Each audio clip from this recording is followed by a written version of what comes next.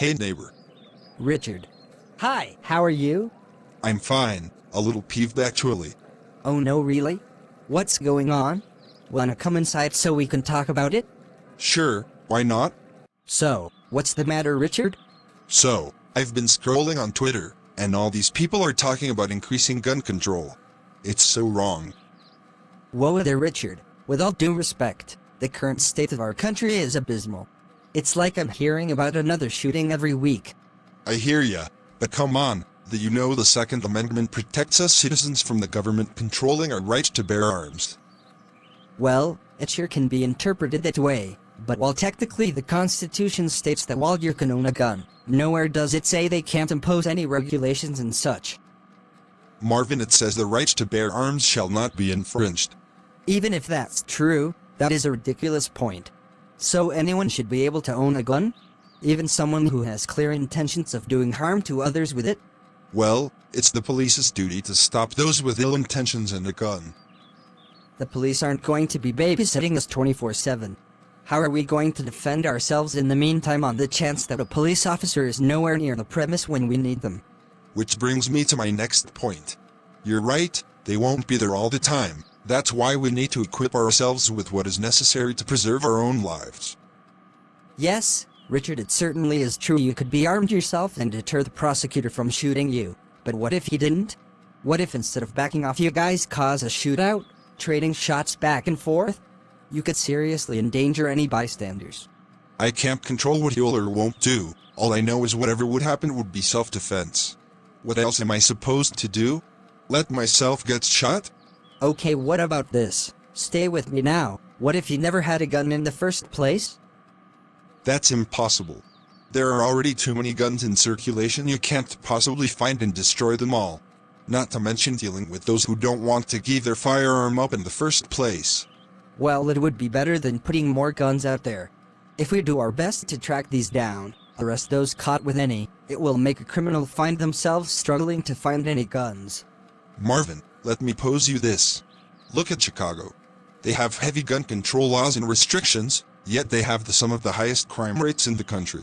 If that's not proof that gun control does not work, I don't know what is. Well, that's easy. Since the gun control laws aren't countrywide, all someone has to do in Chicago is go right next door, buy something and reap havoc in the city. Those law-abiding citizens are helpless. But if we ban them countrywide, it will result in a significantly harder process to gain access to a firearm. How do you mean?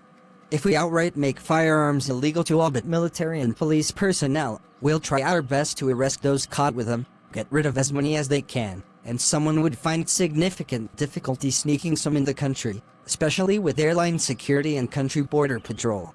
Well, that still doesn't address if someone somehow got a gun, especially if everyone else isn't allowed to have one. They can open fire on anyone they want to, and no one can defend themselves. Fine, you have a point there. But gun laws like open carry causes other problems too.